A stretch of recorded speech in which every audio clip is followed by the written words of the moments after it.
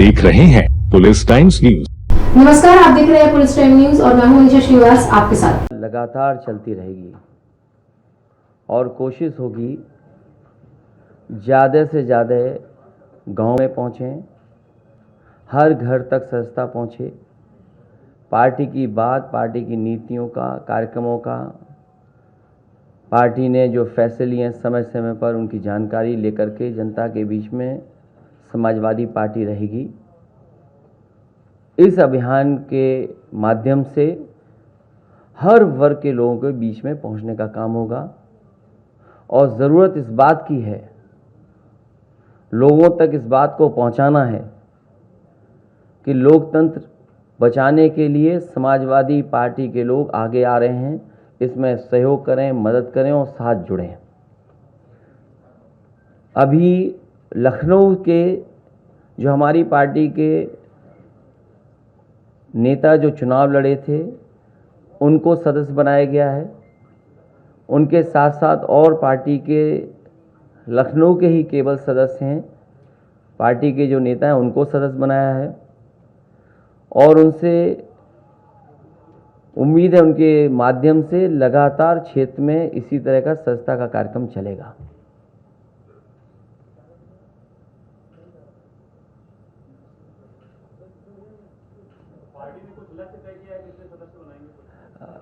Party ने अभी तय नहीं किया है, लेकिन शहर, गांव और घर पहुंचने की तैयारी होगी समाजवादी पार्टी की।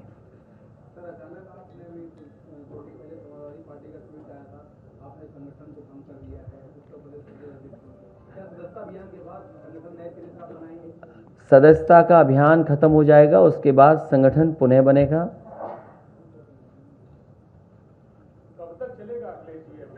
ये लगातार समाजवादी पार्टी का ये लोकतंत्र बचाने का अभियान चलता रहेगा।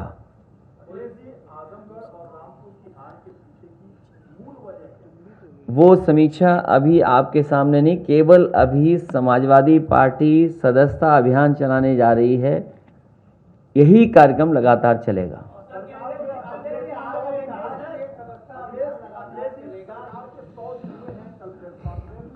और सरकार ने कहा कि लोक कल्याणकारी जो भी योजनाएं हैं हमने कमाल कर दिया। आजमगढ़ रामपुर इसका परिणाम है, सबके सामने रिजल्ट। सरकार जहां 100 दिन की उपलब्धि बता रही है, सरकार को वहीं 5 साल 100 दिन की उपलब्धि बतानी चाहिए थी।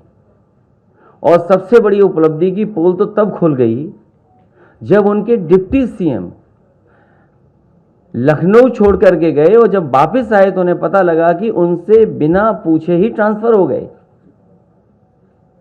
100 दिन की यही उपलब्धि है और ये वो डिप्टी सीएम हैं जिन्होंने सबसे ज्यादा छापा मारे। अगर हम पीछे मुड़ करके देखें, जहां जहां गए, जहां जहां कमियां देखी गई, अगर किसी पे भी कार्रवाई डिप्टी सीएम कर गए हो तो बता दीजिए। इसका मतलब यह है कि सरकार को पीछे से कोई चला रहा है। तो 5 साल और 100 दिन की उपलब्धि यही है कि सरकार को पीछे से कोई चला रहा है। भ्रष्टाचार चरम सीमा पर है, अन्याय चरम सीमा पर है। जहां 100 दिन की उपलब्धि बता रहे हैं, वहीं उन्हें पुरानी सरकार में जो उपलब्धियां थी, जो घोषणा पत्र बनाया था, वो कितना पूरा हुआ।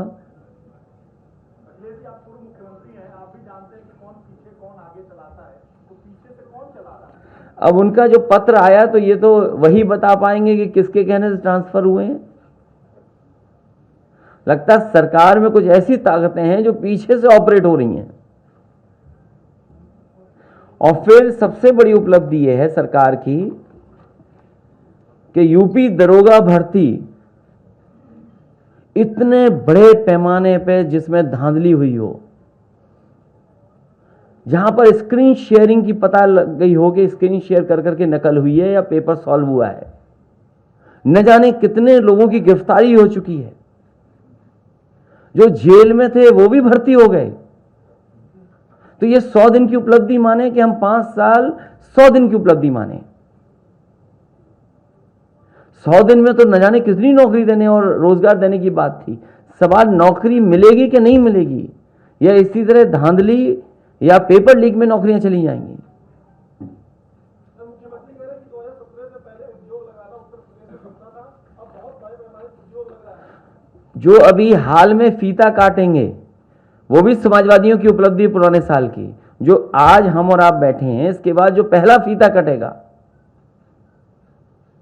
सुना है लखनऊ में मॉल का उद्घाटन होने जा रहा है, लुलु मॉल का। जाइए और पूछिए सरकार के लोगों से कि लुलु मॉल किसकी उपलब्धि है। जो मुख्यमंत्री शपथ लेने के लिए समाजवादियों के स्टेडियम को ही जाना पसंद करते हों, उन पर कौन सी उपलब्धि है? बुंदेलखंड एक्सप्रेसवे का उद्घाटन भी होना है। मेरी जानकारी में नहीं है, अभी आधा अधूरा हो रहा होगा उद्घाटन, ये किसकी देन है? आधा अधूरा उद्घाटन हो रहा होगा। ये तो हमारे जागरूक पत्रकार बता पाएंगे कि लुलु मॉल किसकी देन है। अगर ये सच बता पाए तो हम मान जाएंगे इनको। नहीं, आप नहीं बता रहे, दूसरे एक पत्रकार साथी हैं।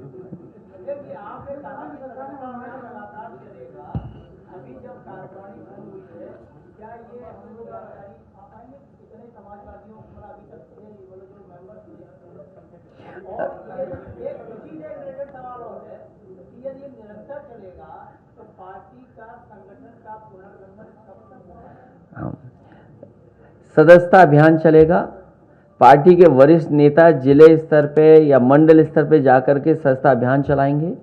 कितने सदस्य बने हैं ये बाद में जानकारी हम आपको दे देंगे कि इतने सदस्य बने। और आज के समय पर जो टेक्नोलॉजी है, चाहे आपको ऑनलाइन रजिस्टर कराने का या सदस्य बनने का मौका मिले, ऐप के माध्यम से मौका मिले, तो सब एक जगह पूरा डेटा इकट्ठा कर करके आपको जानकारी दे देंगे कि कितने सदस्य बने हैं और किस एज के सदस्य बने हैं।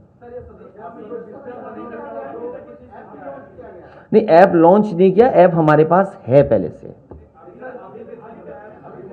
ऐप को बनाना या ऐप के साथ जोड़ना कोई बहुत बड़ी चीज नहीं है, इसलिए मैंने ठीक नहीं समझा कि ऐप को लॉन्च कर दें। कहो तो अभी ऐप डिस्प्ले कर दूं मैं।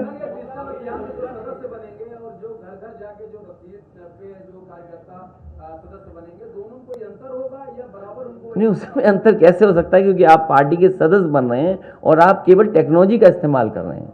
फॉर्म एक सा है और जो पैसा देना है वो भी एक सा है। मौजूदा संख्या अभी हमारे जानकारी में नहीं है, पूरा हम डेटा आपको दे देंगे।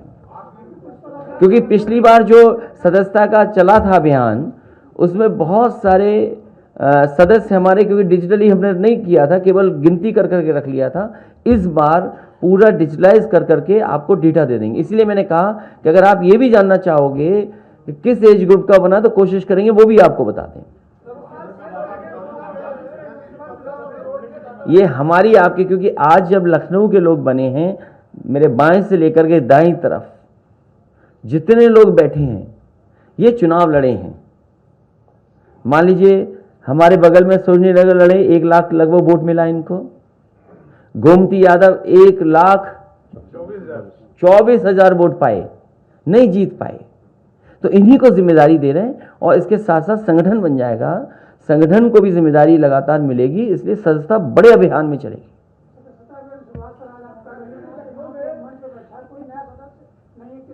नहीं, आज तो ये वो लोग हैं जो चुनाव लड़े हैं और जीते हारे दोनों हैं। इसके बाद आप समय समय पर देखेंगे कि जिनकी 18 साल उम्र पूरी हुई, या कोई डॉक्टर हैं, कोई इंजीनियर हैं, कोई जो सदस्य बनना चाहेंगे, हो सकता है आप में से कोई सदस्य बनना चाहे। तो ये एक लगातार चलने वाला कार्यक्रम है, वो चलता रहेगा। मैं भी निकलूंगा और जगह जगह गांव जाऊंगा, चिन्हित करके गांव जाएंगे, जिससे कि गांव तक हमारे लीडरशिप जाए और सदस्य बनाए।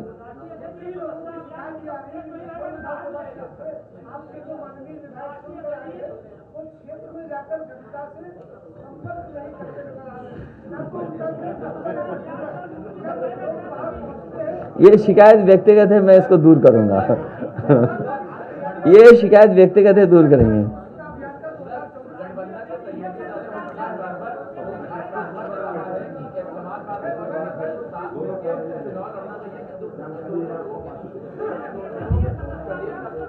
समाजवादी पार्टी को किसी की एडवाइस की जरूरत नहीं है। अब कोई नाराज है तो मैं उसके क्या कर सकता हूं? कोई नाराज है, ये आजकल राजनीति जो दिख रही है वो है नहीं। कई बार राजनीति पीछे से ऑपरेट होती है। इसलिए मैं आपसे कहना चाहता हूं कि आज समाजवादी पार्टी ने सदस्यता का कार्यक्रम शुरू किया है। लोकतंत्र बचाओ कार्यक्रम है। समाजवादी पार्टी के सभी लीडर, सभी पदाधिकारी जो पूर्व में थे, वो गांव-गांव जाकर के, घर घर जाकर के सदस्यता अभियान चलाएंगे। आने वाले समय में आप देखेंगे कि हम लोग खुद गांव में जाएंगे, बैठेंगे और सदस्य बनाएंगे। सदस्य बनाते समय पार्टी की नीतियों, कार्यक्रम और पार्टी की उपलब्धियों को भी जानकारी उन तक पहुंचाएंगे।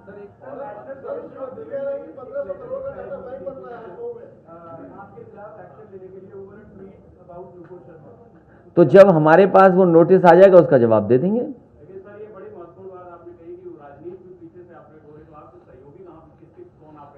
कुछ पता नहीं, आज के समय में कुछ पता नहीं।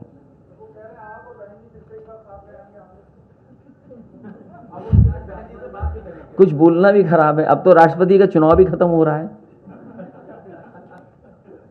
भाई बीजेपी ने यही प्रचार तो किया था। हमें बहुत सारे कार्यकर्ता साथियों ने जानकारी दी कि इस बार बहुजन समाज पार्टी का कोई राष्ट्रपति बनेगा। तब तो चुनाव भी खत्म हो गया राष्ट्रपति वाला।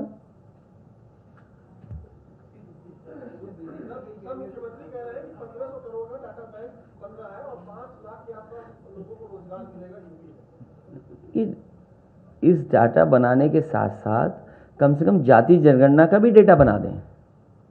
वो भी कब होगा? वो भी एक बड़ी चीज हो जाएगी, सरकार की बड़ी उपलब्धि होगी ये। अखिलेश जी, हर चुनाव में जो है ईवीएम के ऊपर आप लोग दोष देते हैं, लेकिन ईवीएम हटाने के लिए कोई अभियान नहीं चला जिस तरह से आप लोकतंत्र। अभी हमें लोकतंत्र बचाने दो और सदस्यता अभियान चलाने दो।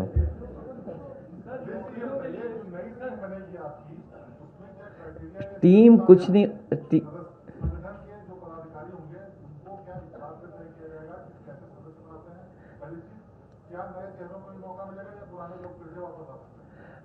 नए पुराने साथ रहेंगे। अखिलेश जी, जो आपके सहयोगी सुझाव देने के लिए क्या आप मिलकर बात करेंगे या अपने गठबंधन से बाहर करेंगे? नहीं, ये सवाल अच्छा भी और बुरा भी है आपका। जाति जनगणना इसलिए होनी चाहिए कि कई बार बहुत आरोप लगते हैं दूसरे लोगों पर, और हर समाज के अंदर भेदभाव पैदा कर रहे हैं लोग कि आप आबादी में इतने, आपका हक छीना जा रहा है। कोई कह रहा है किसी का हक छीना जा रहा है। इसीलिए समाजवादी पार्टी का मानना है, और इस पर कई बार कई मौकों पर बहस हो चुकी, लोकसभा में भी बात रखी जा चुकी है, सुप्रीम कोर्ट तक बातें गई हैं। समाजवादी पार्टी का मानना है कि जाति जनगणना होनी चाहिए। सरकार को काम करने का, नीतियां बनाने का और उन तक उपलब्धियां पहुंचाने में आसानी होगी। आज तो चुनाव नहीं है, अभी चुनाव नहीं है। समाजवादी पार्टी का मानना है कि जाति जनगणना होनी चाहिए, और हमने तो अपने घोषणा पत्र में और कई मौकों पर कहा था कि सरकार बनने के 3 महीने के बाद जाति जनगणना होगी। जब बड़े बड़े डेटा सेंटर बन रहे हैं, कल को सवाल आप पूछोगे डेटा सेंटर क्यों चाहिए? कल को आप कहोगे आर्टिफिशियल इंटेलिजेंस खत्म होनी चाहिए। आर्टिफिशियल इंटेलिजेंस क्या है? डेटा सेंटर में क्या होगा? क्या कलेक्ट करेंगे डेटा सेंटर में आप? इसलिए सरकार और सरकार के लोगों को कम से कम अगर बड़ी उपलब्धि दिखानी तो जाति जनगणना करा लें। नहीं, बीजेपी, अब वो मैं नहीं जानता कि बीजेपी में डेटा है कि नहीं। सरकार भी कहती है सरकारी आंकड़ों के हिसाब से पिछड़ी जाति इतनी है, सरकारी आंकड़ों के हिसाब से ये जातियां इतनी हैं, हमने सरकारी आंकड़े में इस वर्ग को इतना दिया है। ऑथेंटिक क्यों नहीं हो? फैक्ट के साथ क्यों ना हो?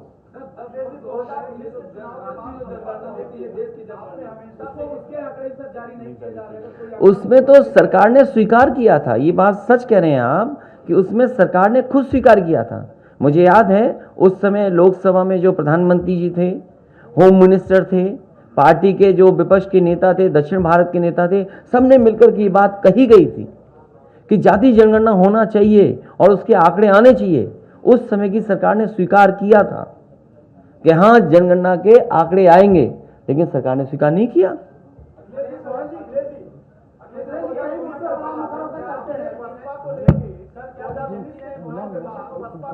हाँ हाँ हाँ,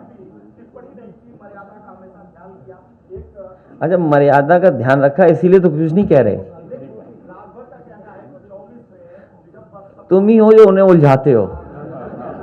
इन्होंने झांसी में ट्रेनिंग दी थी एक लीडर को, हाँ, कि ज्यादा बोलोगे तो अच्छा छपोगे। बोलो सच बोल रहा हूं कि नहीं? देखिए, अच्छा ठीक है, नहीं वो अलग बात है, वो उनमें मत उलझो, वो उसमें मत उलझो।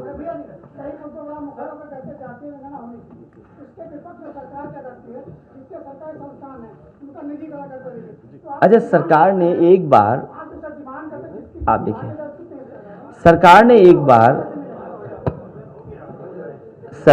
एक बार इस बात की गिनती कराई थी कि क्लास 3 क्लास 4 में किस जाति के लोग कितनी नौकरी में हैं, लेकिन सरकार ने कभी वो आंकड़े नहीं पेश किए।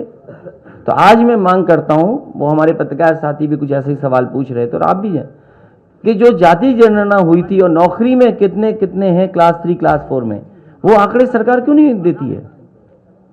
दे सरकार आंकड़े में। इसलिए सरकार जानबूझ करके ध्यान हटाने के लिए समय समय पर मुद्दे लाती है। जो बुनियादी मुद्दे हैं उन मुद्दों पर लगातार समाजवादी पार्टी जनता में रहेगी और कहेगी।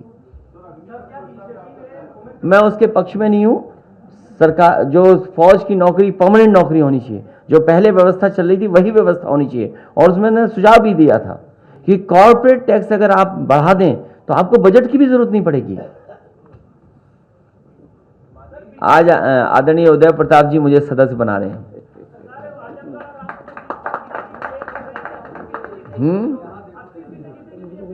बस बस बस बता दे रहा हूं मैं।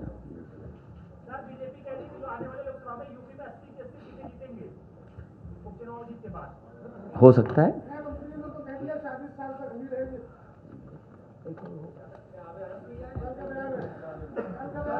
अभी ये सदस्य बन जाने तो मुझे।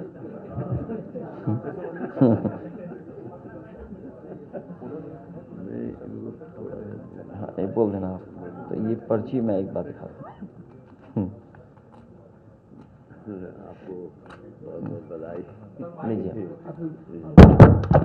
खड़े मत होइए। हाँ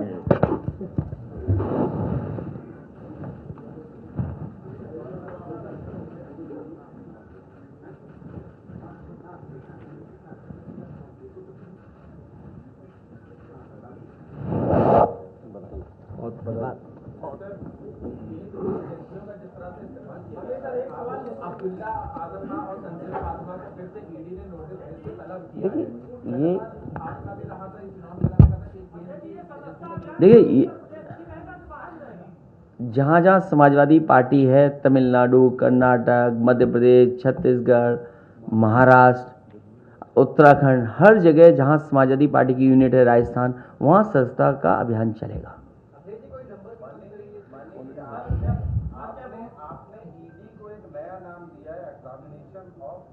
एग्जामिनेशन इन डेमोक्रेसी।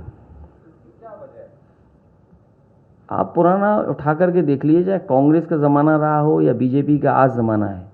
जब कांग्रेस दिल्ली में थी तो वो ईडी या सीबीआई लगाती थी अपनी विपक्षी पार्टियों पे, और उसी रास्ते पे आज भारतीय जनता पार्टी चल रही है। और वो तो महाराष्ट्र में तो स्वीकार कर लिया उन्होंने, ईडी सरकार है। महाराष्ट्र में तो स्वीकार कर लिया ईडी सरकार है, और एक केवल ईडी सरकार वहाँ नहीं है। आप मध्य प्रदेश याद कीजिए, मध्य प्रदेश में सरकार कैसे बनी, और जगह भी प्रदेशों में कैसे सरकार बनाई बीजेपी ने। अब क्योंकि हम लोग समाजवादी लोग चुनाव हार गए, क्या बड़े पैमाने पर बेईमानी अधिकारियों ने की थी चुनाव में, क्या नहीं की थी? अगर आज हम कहें पॉलिटिकल एज ए पार्टी के हमारे वोट काटे गए, तो वो ये इलेक्शन कमीशन कहेगा कि आपकी जिम्मेदारी थी। लेकिन बड़े पैमाने पर समाजवादी पार्टी के वोटरों को चिन्हित कर करके काटा था। इन एजेंसियों का, इन संस्थाओं का दुरुपयोग भारतीय जनता पार्टी कर रही है। उसमें भी हमने कई हमारे सदस्यों ने शिकायत की है इलेक्शन कमीशन को कि किस तरीके से वोट नहीं डालने दिया उनको।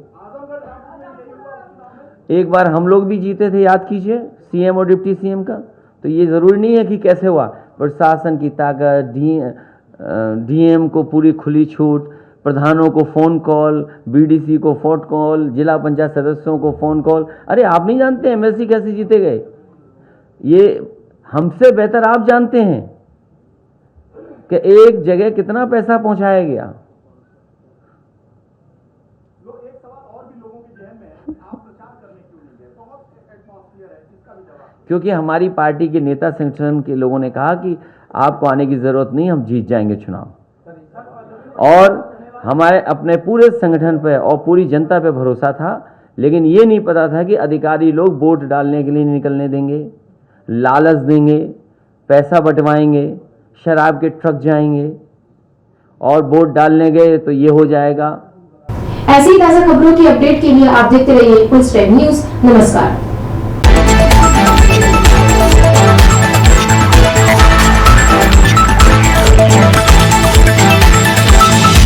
आप देख रहे हैं पुलिस टाइम्स न्यूज।